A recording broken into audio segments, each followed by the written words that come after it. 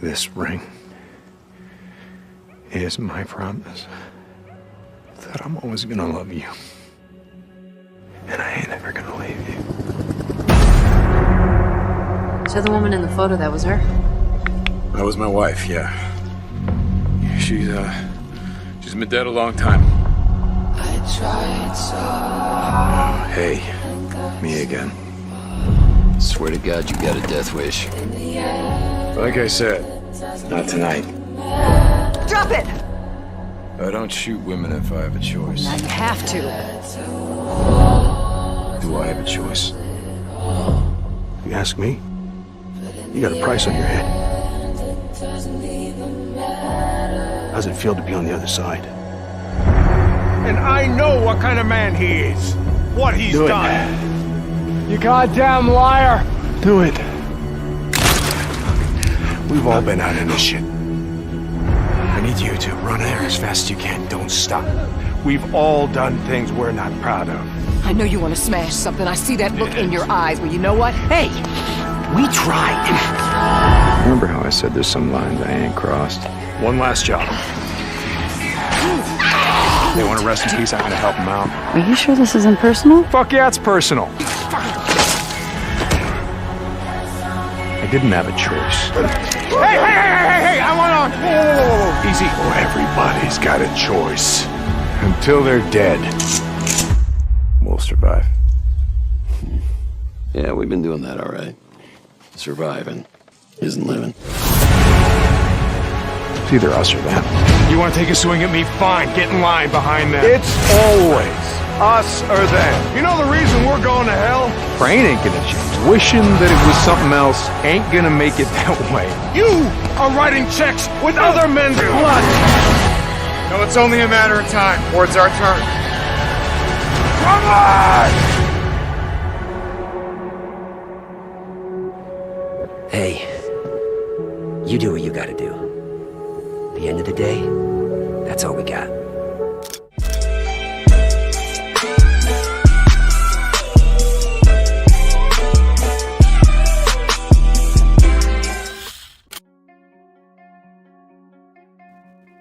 Ladies and gentlemen, welcome back to the channel. Today we'll be discussing the redemption arc of Days Gone. To begin with, this game is a magnificent piece of art. I fell in love with this game, and there are a lot of aspects which have given me a strong opinion on this game. Also, I apologize beforehand because this video is going to be a little bit all over the place, but I will try to keep it a bit more brief than some of my other video essays. First off, the game setting is brilliant. It's a carefully crafted open world game where the side quests, although similar, are not repetitive enough to bore you. The map has a diverse landscape, from the rocky terrains of the hot springs to the dark woods of the Cascade, and then the beautiful serenity of Lost Lake. And you also have the snow-capped mountains once you head down south in the video game. Need help. She's been wounded. What's wrong with her? Well, she's not. Whatever the hell's going on out there, she's been stabbed. I can't take anymore. Oh, okay. Listen, O'Brien. If we don't get her to a hospital, she's going to die. There are no more hospitals. Oh, come on. No more hospitals. You got doctors, you got triage, you got a MASH unit. Oh, look, I'm just a grad student, okay? I got volunteered for this. I'm not even supposed to be out here. Okay. Shit. I've only got room for 2 of you, okay? 2. You got room for 2 of You're us. overweight, okay? I can only take 2 of you, 2.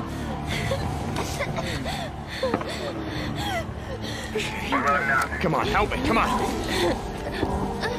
right, sweetheart. It's okay. You're gonna be all right. I got her. I'm gonna be right back.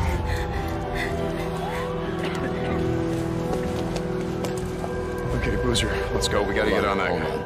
We gotta get on that I ship. heard what he said. There's only room for 2 on that chopper. Go. Go with her. I'll be okay. Look, I've been through worse shit than this before. You know? Yeah, we have.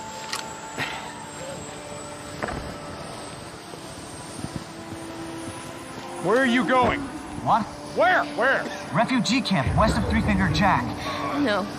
Boozer is never gonna make it without me.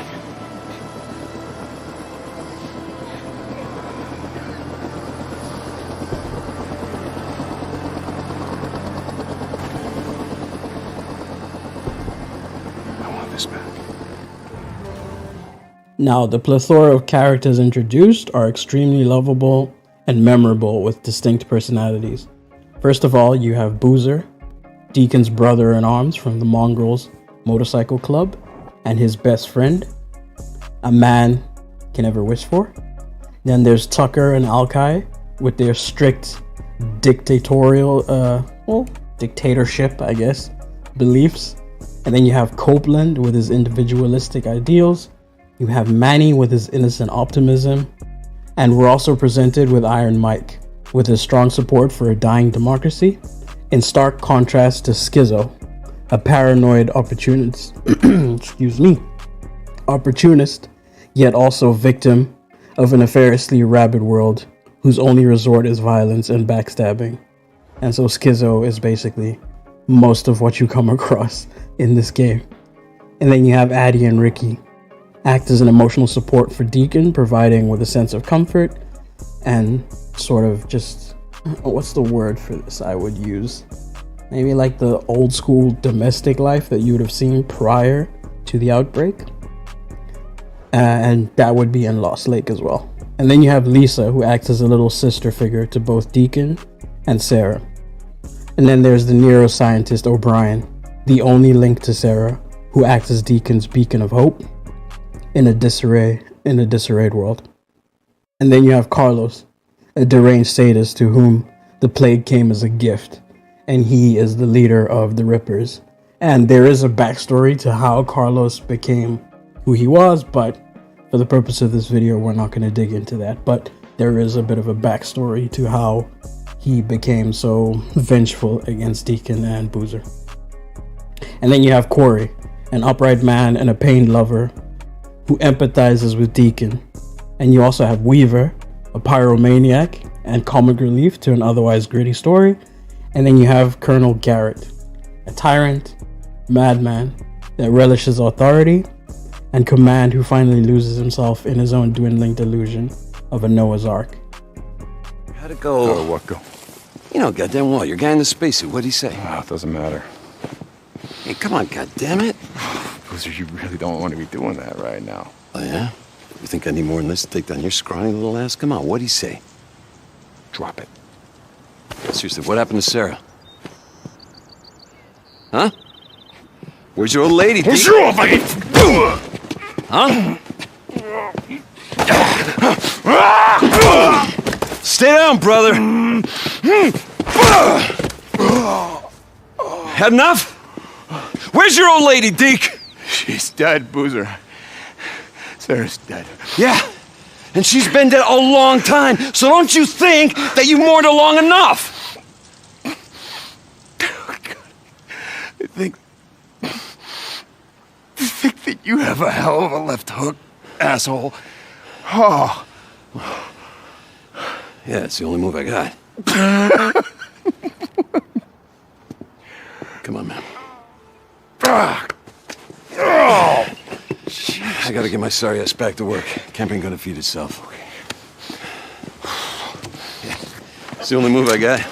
Still, I tagged your ass with it 3 times in a row. Fucking shameful. Then, of course, we have Deke, our protagonist, Deacon St. John, with a strong moral code, and then Sarah Whitaker, a researcher and his beloved wife. Their love story is one of the most compelling forces behind the game. And for me, personally, the game changed after crossing the, I think it was called Desolin Pass. I'll put the spelling up on the screen for y'all, but I forgot what it was. And it was no longer just an open world game with quests and markers, but a beautiful story that I was glued to the screen to witness. Because the game really does change after you cross this path. And in the background, when we eventually get to this pass, there's this one scene where they're playing Hell or High Water in the background as you trek over the snowy mountains in search of your long lost love. It was a perfect touch. And I don't think another video game has given me a scene like that. Not since, well, technically, Red Dead Redemption. When you ride back and you have Unshaken playing in the background when you're riding back to camp after Guarmer as Arthur. That scene eerily reminds me of this Deacon scene when you're going over to the Snowy Pass, basically going to the unknown. In Arthur's case, he was going back home to the camp. But in Deacon's case, he's going to, you know, where there's hope of still finding Sarah.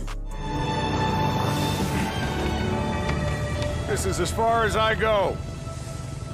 Keep following the trail. It'll take you down the mountain, on into the Diamond-like Valley. I wish you luck. Hope you're right about your old lady still being alive. She is. Well, maybe so. But you gotta ask yourself, Deke. What does it matter if everyone else is dead?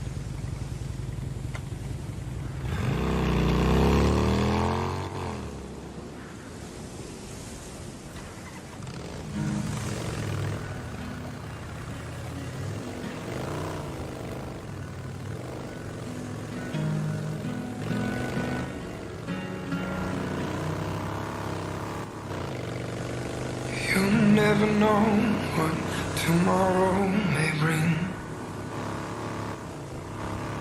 One line next to you could be a memory.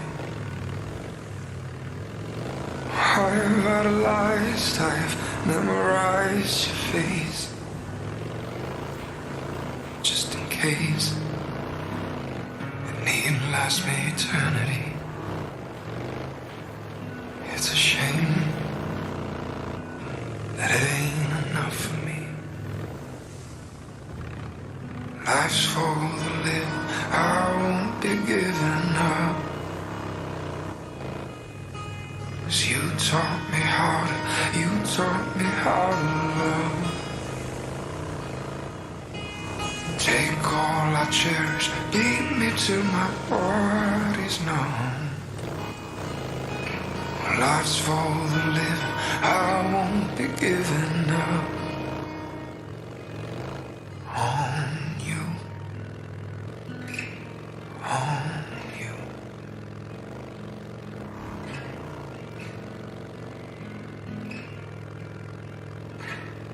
But life's for the living, I won't be giving up on you, on you. Even though I know you would tell me to. If you're out there, I'll find you.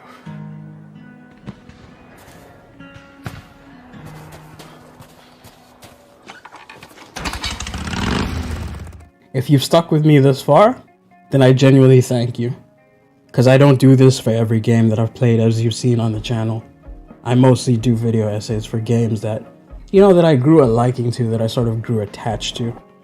Because I finish a lot of games, as we've seen this year. How many games have I played this year? We've played Dying Light 2, we played Sifu, we played Horizon Forbidden West, we played Ghostwire Tokyo, we played The Quarry, we're gonna play The Last of Us Part 1, we're gonna play God of War Ragnarok, and we're also gonna play the Callisto Protocol.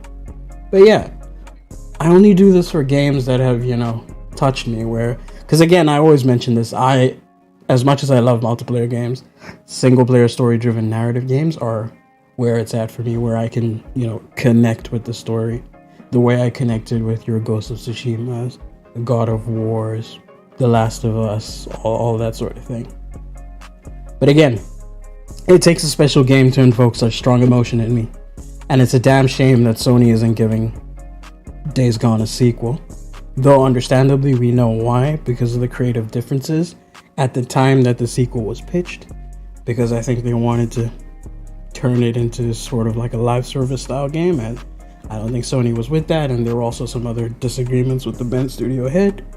But yeah, hopefully one day we do get an actual sequel to this when they're done working on the new IP, because this game has a surprisingly strong community, and also had decent commercial success despite, you know, the skepticism before the launch and the buggy launch that ended up happening. Because I don't think the bugs were even enough to shoot down a sequel alone, but the way the game ended sort of just left it up. It left it very open, as if they were planning for a sequel. So I do hope that we get a sequel one day. Now, onto those bugs and the actual redemption arc.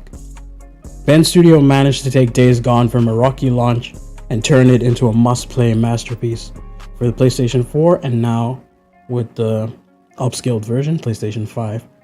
If you pick up Days Gone today, you might wonder why it received such lukewarm reception from critics.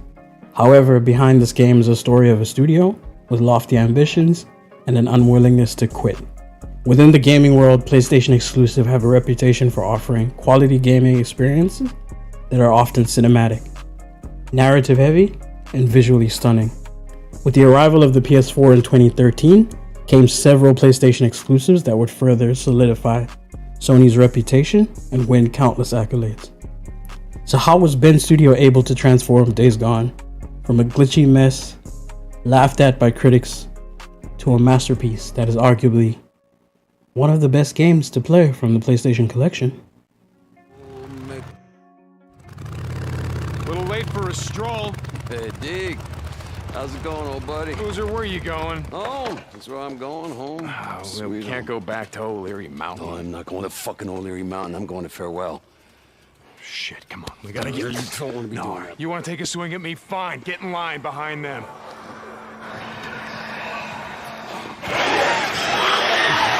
Ring it! Okay.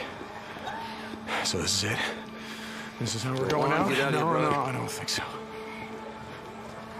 Huh, Boozer? Huh? Bro? Boozer? The night your old lady was killed. What did I say to you? What did I tell What did I say to you, huh? I found you halfway through a case of whiskey. You were gonna drink yourself to death. What did I say to you? You grabbed a bottle, and you chugged it. It was a lot of goddamn whiskey. And you told me that if I was gonna drink myself to death, you'd be right there with me. That's what brothers do. So like I said, Boozer, is this it? This is how we're going out?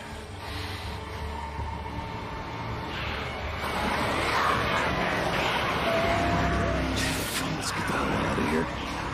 Acquired by Sony in 2000, Bend Studio is an American video game developer that is less known than many of Sony's other first-party studios. They're mostly known for the Siphon Filter series, which spans 6 games. The relatively small studio at the time got a chance to truly prove themselves when they were given the opportunity to develop Uncharted: The Golden Abyss, a PlayStation Vita spin-off of the highly popular Uncharted franchise developed by Naughty Dog. Fast forward to when they reached the pinnacle and they eventually produced Days Gone. Now, the reasons why critics did not warm up to Days Gone is purely because, aside from the bugs, it came at a time that gamers had been treated to a slew of zombie games for years. Games like The Last of Us, Resident Evil 2, the remake, The Walking Dead at the time, and many others that had sort of inundated the gaming world with endless variations and different takes on zombies. Dying Light as well. By the time Days Gone showed up in 2019, it was easy to write it off as just another zombie game. Now, my own experience with the game on the base PS4, I did have a lot of issues. I would crash into invisible cars, encounter loads of road missing. There were missions I couldn't finish because they were glitched. There was times when, the frame rates would completely drop. Items in the world wouldn't load in. All sorts of things. And especially during some of the horde missions, where I feel like the game just couldn't handle the amount of things that were going on when a horde was loaded into the game. Now, the fact that I kept going to the end of the game is a testament to how good the narrative was. Though the main plot tells the story of Deacon St. John and his attempt to find his long-lost wife, It also features several subplots of betrayal, guilt, and brotherhood. And much like The Last of Us, what the world would look like in a zombie apocalypse. And despite the less than stellar reception, the game sold well. Upon release, it went on to become the best-selling game by Ben Studio. However, the developers were well aware of the criticisms the game was facing. It would have been easy for Ben Studio to call it a day and move on to new IP. However, they did continue working on Days Gone, fixing up bugs, adding new features, adding challenge modes and different difficulty modes in the game, and the DLC that they also released with the game, which the DLC sets tasks for you to complete in order to earn rewards. Now, with the arrival of the PlayStation 5 and Xbox Series X in 2020, it marked the beginning of a new generation of gaming. Both consoles had robust backward compatibility, which allowed them to take advantage of extensive libraries of the previous consoles. However, many developers are going back to old games and touching them up to allow them to take full advantage of the new consoles, much like we saw with Ratchet & Clank 2016 and God of War 2018, which both received 60 FPS upgrades. Ben Studio also decided to give Days Gone an upgrade for the PS5. That update allows the game to run at 60 frames per second with dynamic 4K. And finally, it feels like Days Gone has reached its full potential. And Ben Studio has delivered the masterpiece that they always hoped for, along with the release on PC. That was sometime earlier this year, I forget when it was. But the improved resolution overall makes Oregon's beauty pop out, and it's a pleasure to ride the dirt roads and appreciate the needles of light poking between the pine trees. Days Gone is a reminder that a bad launch does not have to be the end of the road for a video game. Ben Studio managed to take Days Gone and prove that it was a masterpiece in the making that had perhaps, been revealed to the world a little prematurely. Cough, cough, cyberpunk. But in its current state, however, the game gives great hope that the studio can produce epic creations of a caliber we may have come to expect from any of PlayStation's exclusives. And they are working on new IP, so I am excited to see what they're working on, but at this moment in time, I haven't really done my research to figure out what they have cooking. In conclusion, Days Gone is definitely one of the best games I've ever played in my life that I will always look back on with fondness. It's a beautifully crafted story of love and hope in a world where those things are scarce. Set in an unforgivingly dark, yet bewitchingly picturesque world. Again, it's not perfect. I could write an essay on its flaws, but I could also write a novel on its strengths, and I will always look back fondly at Days Gone for that. I hope you enjoyed the video. Drop a like, dislike, good comment, bad comment. It all feeds the algorithm. Let me know how you feel about Days Gone. If you've had the chance to experience it yourself, are you looking forward to playing it, or is it one of those games that you just happen to skip? Or if it's just a game that, doesn't interest you overall. Because everyone likes different games, so it is what it is. Let me know in the comments below. And again, as always, stay safe, stay dangerous, and peace out. Come on, help me. Hold on. So much for your tranquilizer. Yeah, well, their biology's kind of fucked right now. What do you want me to do? I can't get the right dosage. Here, hold on. This is what I've been working on. How long? Hold on, just a few seconds. Hold on.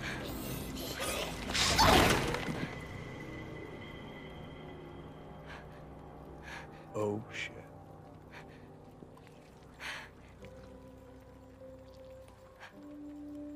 Holy shit. God damn. Well, I don't know what you put in that. That shit went down fast. Damn it!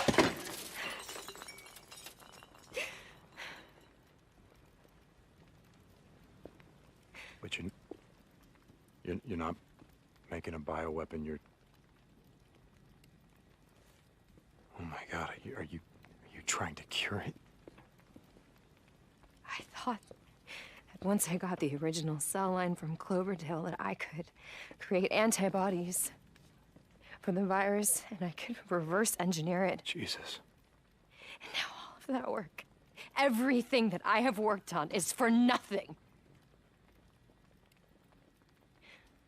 I can't save them.